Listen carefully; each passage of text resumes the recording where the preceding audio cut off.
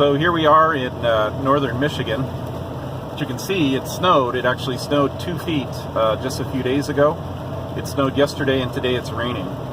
And this is something that is unusual. Normally, February just starts snowing and it just keeps snowing, and so the rain really kills everything, because we like going out into the woods, and we like cross-country skiing, and we like downhill skiing and snowshoeing and stuff like that, and rain really kills that.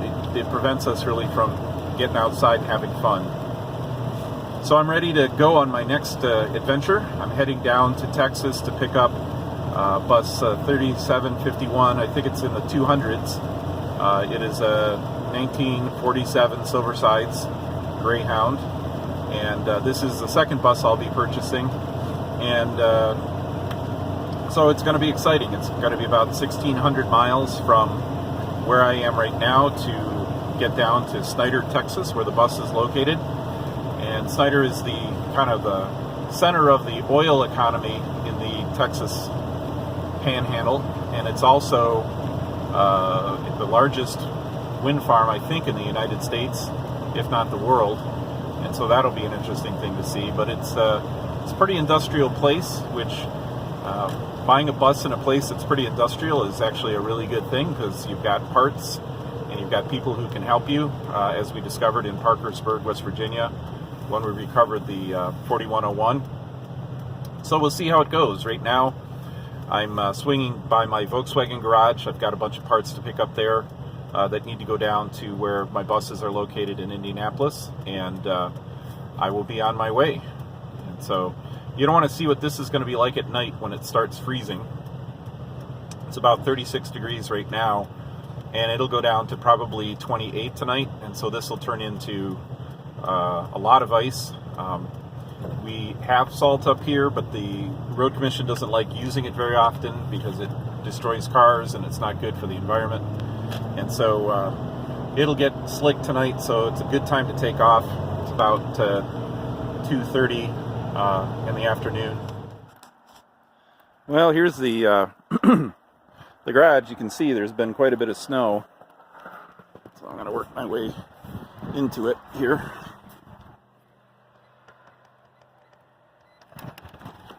Alright, kind of get in, see some of the other toys I got. I'm working on an Audi right now, and there's my Eurovan, and I don't know what else I got. There's a little surprise under there, and some more microbuses, and my VW sign, and all my parts, and all my bus parts and stuff. So time to grab some tools and get loading and get going.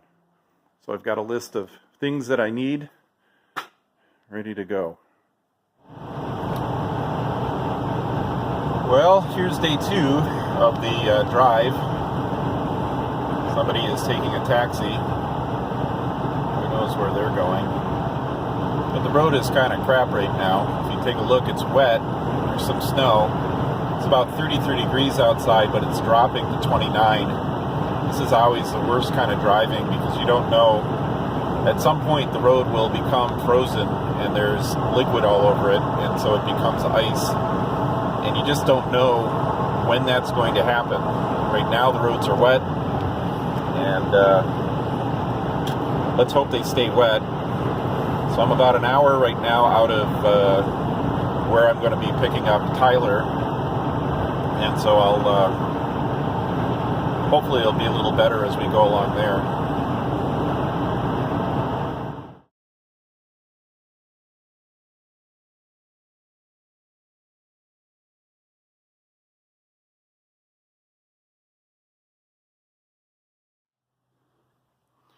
Well, this is about as Texas can be. We are in Snyder, Texas, or outside Snyder, Texas.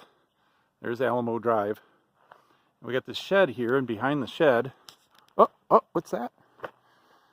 It's number 328, PD3751 Greyhound bus. Came out of the Texas Lubbock Greyhound lines. So it ran the roads right around here. It probably serviced Snyder for most of its life. And it is in very good shape. I'm very happy with what we're seeing here. So I'll give you a kind of a tour of the metal. It's very straight, very good shape. Start walking around it and taking a look. The original turn signals, the original valances, the mirror's intact. Michigan lights are in good shape. And let's kind of walk around here a little bit, give you a tour. The mustache bar is in good shape. The wipers are free and turning. The Michigan lights are up there. Door works, but the step doesn't work right now, but I can just tell it's rusty, so it needs to just be loosened up. Has the original defrost vents and the original entryway. Needs a little paint. Original seat. And everything in there is original. It kind of goes to camper after that. Coming down this side, everything is there. The only two things is we've got a flap that was cut in here, and then we've got another, just like my bus, one of those gas heater vent holes has been cut in there. So walk around looking at it. There's a couple broken windows here and there, but that's okay. And this wing is in really good shape. Look at this. I've never seen this before. It's a flap on the side curtain by the transmission. It's a flap to access the reservoir valve for the two gas tanks. The front and back reservoir valve is right inside that door. Look at that. The original turn signal configuration. The back doors are in great shape. Has all the cans. I've already taken the valve off. Tyler and I have been looking at that. The rack seems to move around right now, although the throttle is stuck. And look at that. The engine mount is in great shape. There's not a single crack on the engine mount, which for me is about the best news I could have after going through that on my 4101. So the shutters have been taken out of the radiator, but that's okay. So all the way around, it's a really solid bus. I'm pretty excited about it. The tires are 25 plus years old. They've been out in the Texas sun. They're shot, but I've got brand new tires already arrived. Before I got here, I ordered them. So tomorrow, Mr. Tyler is going to get, we're going to go through it and kind of do the diagnostics on all the systems. Patrick, another Silversides owner, is going to be coming in to work with us, but man, after a 16-hour drive, what a treat to find this thing in such beautiful condition. Really, really nice bus. Look at that, even up on the roof, the original ceiling vents are still there. My buses are all patched up, and we were wondering what they were, but the ceiling vents are even here on this bus. So anyway, great start to our trip down here after being in the car for 2 straight days. We'll see how this baby goes.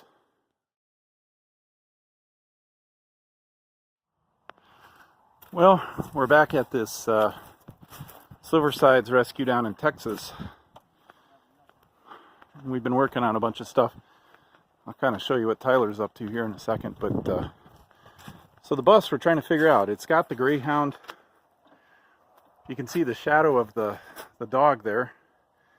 It had a Greyhound dog on it, but when I look it up in the Utah records, the records of it, it says it was a interstate bus, which was Union Pacific transport buses. So I don't know yet. I've still got to figure out the true history on it. It's in pretty good shape. We've been able to get all the engine lids open. Got some new batteries for it. The tires are sitting in town, and we've got to move it from where it is right now. The sand, the dirt is just too soft for us to try to jack everything up. So that's going to be a Tuesday project. Today is Monday. So taking a look at the back, we had one sticky valve, which if you go to Indiana Diesel on YouTube, there'll be a link in the bottom. He'll kind of go through what he did to get the valve going. The good news is this is a 4 valve head, and that is a much better head. It's the later model head. It's also got N70 injectors, which are the faster injectors. So this is a better engine by a long shot than the one in my 4101.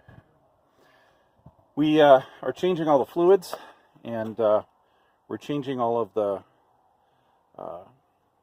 filters on it. And as you can see, there's a filter there. Problem with old buses is that you run into filters that you just can't get anywhere. Even on other Detroit diesels, Greyhound and the bus companies ordered things to spec, so they would do different things on them. So for example,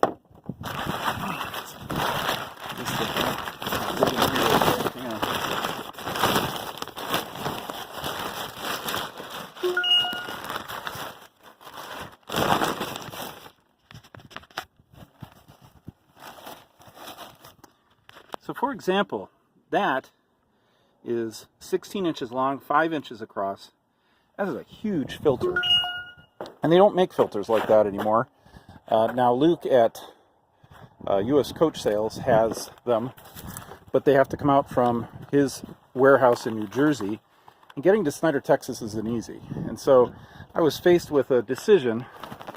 I can get it out here tomorrow, overnight, and the cost is going to be significant. Or we can wait an extra day, wait all the way to Wednesday before we get that in. And we have extra hotel and extra meals. I've got to pay for Tyler's time. So even though the overnight expense is multiple times what the parts are, getting it here overnight is cheaper than sitting around waiting for it.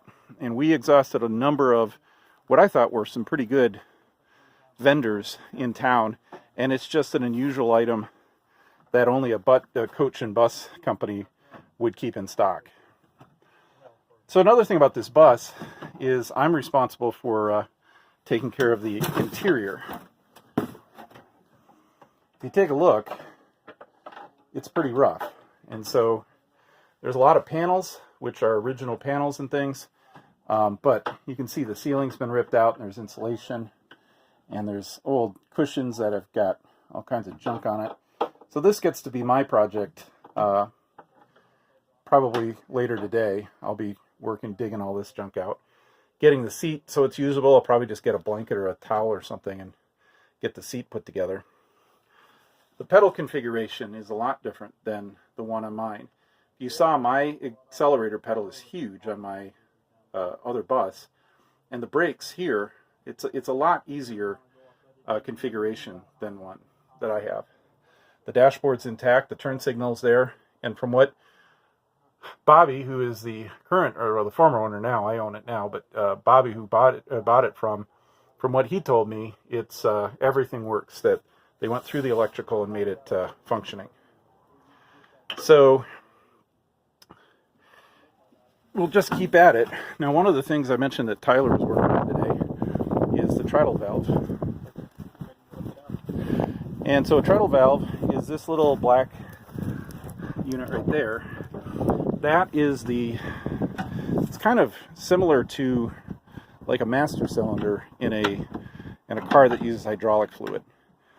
It distributes the air to the chambers that engage the brakes right underneath the brake pedal. And so what Tyler's doing right now is he reached under the bus and he got that. Now he's fidgeting with the brake pedal up here, and he's gonna get it pulled out. One of the things we had to do inevitably was we had to pull out a headlight socket in order to reach it, and I thought it was a pretty clever solution to get to it, because I can't imagine how he would have done this without removing that bucket. But he pulled it out, and it's in really rough shape. If you take a look at it down here, I'm going to see if you can find these, because I know they're shot on mine as well. That's about the only metal thing you find on these buses, and you can see that's 74-year-old metal, how rusted and destroyed it is. That's why these buses are still around, because they're made out of aluminum, and aluminum doesn't rust. So you see an Eagle, if you found an Eagle this old from the 1950s, I imagine it'd be in pretty rough shape because it's all steel. So we're slugging away at things that are going to help us get out of here. Tomorrow there'll be a lot of fluid changes and stuff. Patrick is coming in tomorrow as well to give us a hand with the tires and things like that, and we'll get that all figured out. But that's kind of what the whole rescue thing is you get out the first thing in the morning, you go through an assessment, you try to figure out what's wrong with it, what parts do I need. Then around noon today, we drove around buying a bunch of parts that we needed, mostly filters and stuff like that. And so we tried to source them. If we couldn't get them local, then you have to order them, and you have to bear the pain of paying for shipping and everything. But all in all, Tyler's pretty pleased with this bus. It just doesn't seem like anybody really messed with it like some of the buses I've seen where they rip everything out. It just seems like it's in really good shape. A lot of that is the dry climate. One thing I would recommend to anybody is if you can find a Texas bus, buy it. Because the sun doesn't do damage to these things nearly as bad as salt and water and all the things that we have in the Midwest or in the northern, eastern part of the country. California buses, I imagine, are probably pretty good too, but boy, I'd rather have it dry and deal with dry rot than deal with all the rust and stuff that we deal with in the Midwest. So it's the end of the first full work day, and I'd say we got a lot of stuff done. I just had some blocks made, 4 by 6 by 3 foot blocks for jacking up the bus. Got them at the lumber yard. And then we have been working on the treadle valve, or I should say, really Tyler has been, but I've been sort of helping him.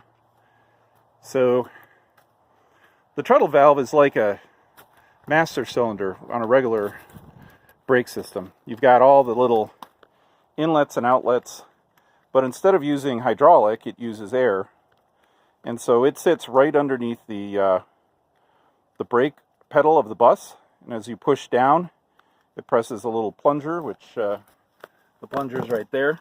So it presses down on that, and then it lets air out to all of the different air hoses, which engages all the brakes. So it's a pretty important part.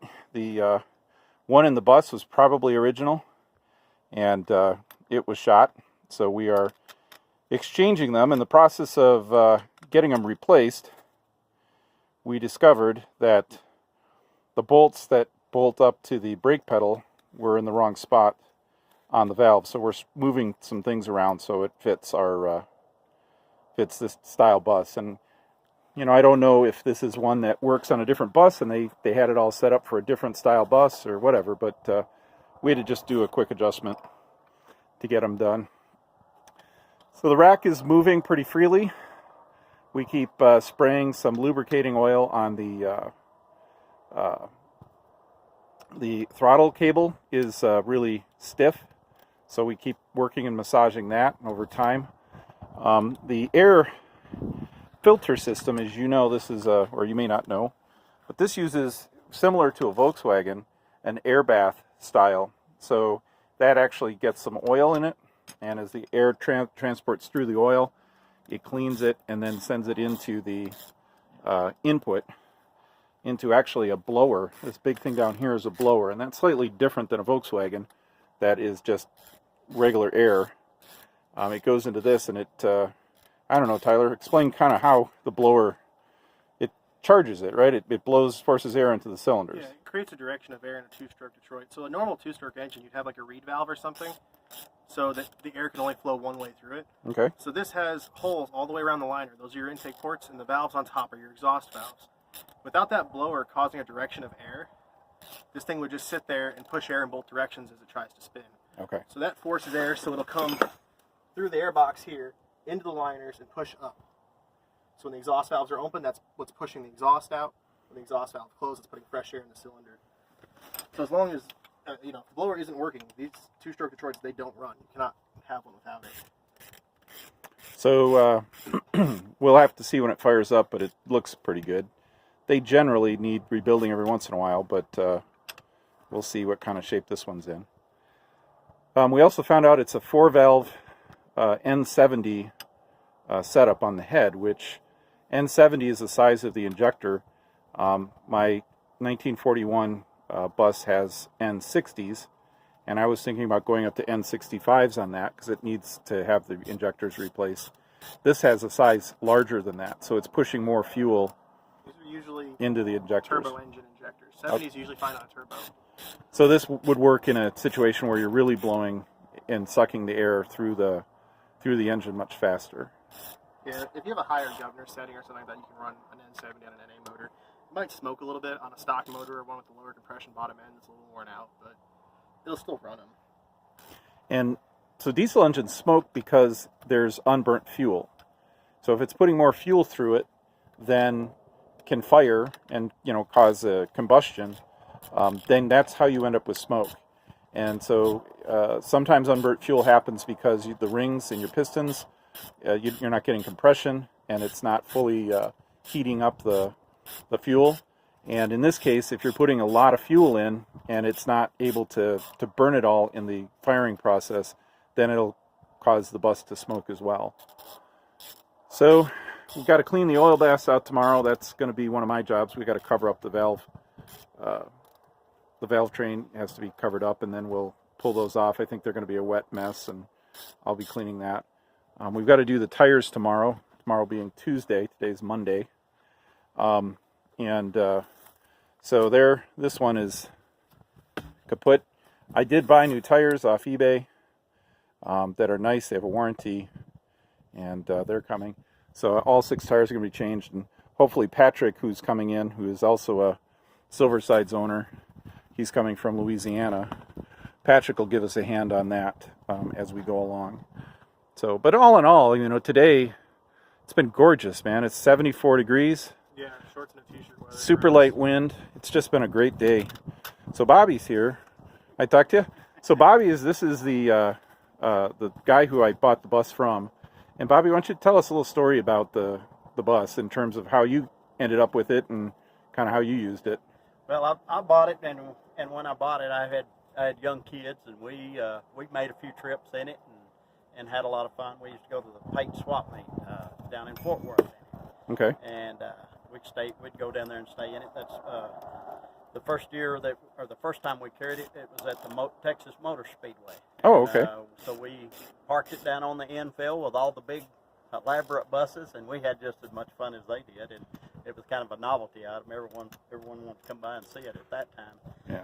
And that's been 20 years ago. So it's been sitting for about 20? Yeah, it's been sitting. Well, I drove it a little bit after at that point, but not on long trips. But right. Anyway, we just kind of got involved in other things and decided it's time to get rid of it. So where's Texas Speedway from here? At Fort Worth, North Fort Worth. So how far away is that? It's 250 miles. Oh, wow. Okay. You say, wow, like we don't have an 1,100-mile drive home. Well, I know, but yeah, we're going to definitely be driving. It's 1,100, I think 16 hours it took us to get down here, 17 hours to get down, and so we'll be taking longer than that. It'll probably take us about 20 hours, a couple days. Hopefully, if we get out of here Wednesday, so Wednesday, Thursday, and probably get to Indy by Friday. Yeah.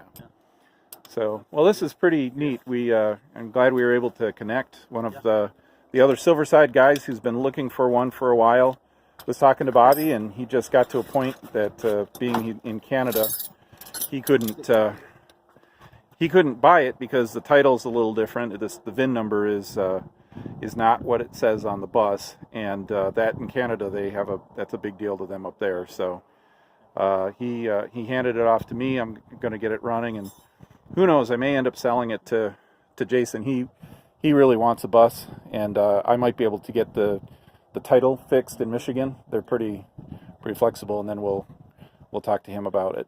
So I'll have to keep in contact a little bit with you just to make sure you make it home. And I have no doubt you'll make it home. And it's just to kind of follow up and see who ends up where it ends up and they get it going. It'll be interesting to see a picture of it later on. I know it's a great bus. Yeah, the interior camper thing needs a little TLC. I think your cats did some. Yeah, I was going to back the trailer around. Oh yeah, well yeah, we can get that in the morning. That'll be part of what I'm going to do tomorrow. Today was a lot of running parts around, picking up a bunch of things, and so.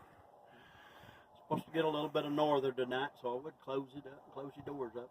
Okay. Keep them from flopping up. The wind will get up. Sure. Now I was going to just put another tarp over the top of this and then set the tires down on it. Yeah, I would. I'd kind of So now we just saw some big planes fly overhead. What are those? They're B-1s. B-1 bombers. They're stationed out of Abilene. That's about 90 miles away. So they were coming in? Well, they fly. They do just a lot of training here. Oh, You'll okay. see them fly over quite a bit. Sometimes you'll see them refueling in there. Oh, really? It's kind of interesting to watch some of them. Sometimes you'll see B-52s. Sometimes you see smaller ones. They usually fly after dark where you really don't know what they are. Kind of makes you curious as to what's flying. But and then Wichita Falls has a airport too, air base. We used to see a lot of C-130s, but I think they've moved all of them away from Dice, which is in Abilene. I see. Now Dice is primarily B-1s. Well, excellent. All right, so I think that's it for today. We're going to try to get the treadle valve set in place. We need to get some nuts and bolts for it, but we're going to get that in place tomorrow morning. We'll charge up the air system and see how it goes, if we've got any leaks or anything, and kind of work on that as well. So that'll be tomorrow. But right now we're just kind of finishing up putting that new valve back in, which was one of the things that when we talked with Bobby, that was one of the things that he said that needed to be done. So that should be it for tonight. All right, welcome to Tuesday. Tuesday is ugly. Look at that tree. That gives you an idea of how much it's blowing right now. The donkeys over there, they don't look happy. And we're not necessarily happy. Patrick is here. He's been on he's been working himself pretty well today. It's already broken parts, so he's inducted. We're trying to get that treadle valve, that brake valve back on this morning. So other things we're working on in the AM. So I'm working on the batteries, and everything's got mud, so I've been cleaning out the batteries. Got the batteries in. I haven't hooked them up yet because we just decided it probably wasn't ready to do that. Coming around to the back, we are working on getting those air cleaners cleaned up, and Patrick this morning has already been digging into those, getting them pretty clean. You want it right here? Yeah, somewhat clean. So he's been working on that, and then the other thing we've been working on is getting transmission fluid back into the transmission, and so we've been working on that this morning. So kind of working all angles of the bus today. I decided that trying to do these tires in wind like this, just not something we want to do, and they have to get done today. So I called a mobile tire service that's going to come in, jack up the bus, swap the tires out, and then leave the back on blocks for us, and that'll give us a chance to get into the bearings this afternoon, and of course we can lower the bus after that. But we've got blocks made, so we're ready for that. And now it's just a matter of kind of getting work done in this. Oh good, now it's raining a little bit too. A little bit of snot coming out of the sky. So, one of those fun days, I guess. Look at the donkeys over there, they think we're crazy. So these guys are like the NASCAR of trucks. They back right up, they got it jacked up already.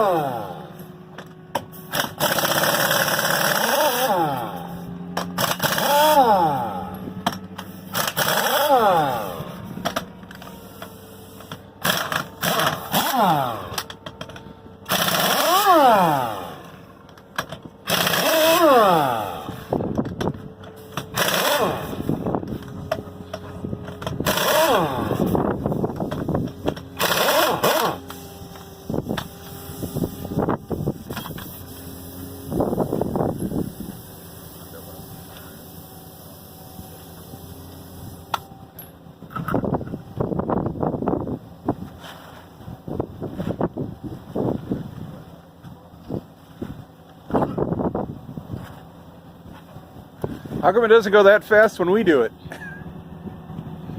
So it's about 5 minutes later and they already have the tire off and they're about to put the tire back on.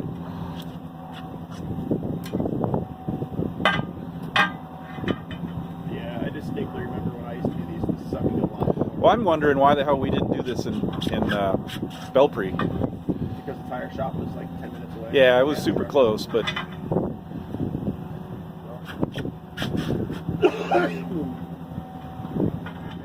So one of the nastiest jobs of buying one of these buses is what you get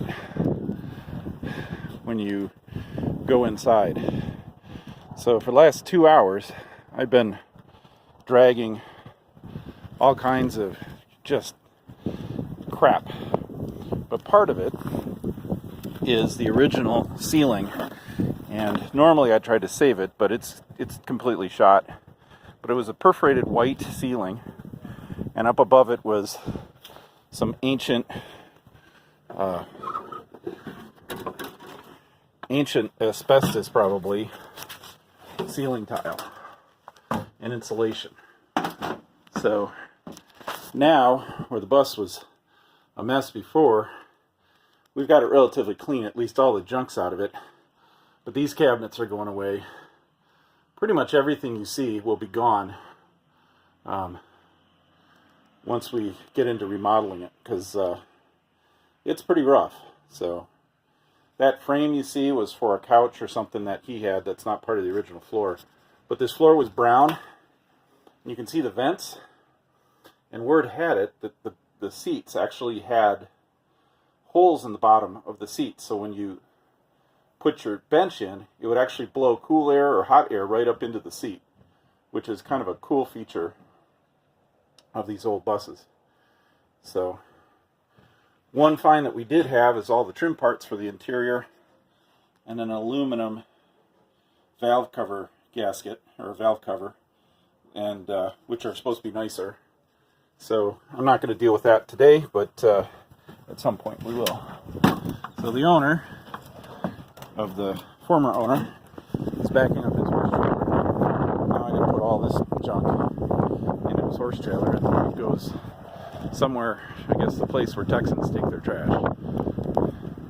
All right, here we are. First, Go for it. Go ahead.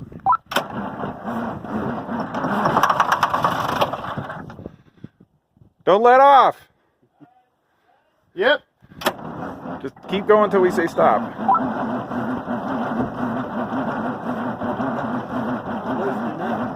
Yeah, that's why you need the extra juice at the beginning. Yeah, you got to put some more ether in it. Okay, hang on. We got to. When you start it, don't stop till we tell you to stop. Okay, because it was ready to go, but it still needed that starter. Yeah.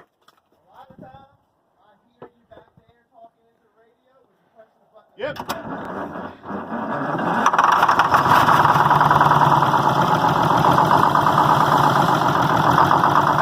Woohoo! First fire up. That's not smoking nearly as bad as mine was. Sir?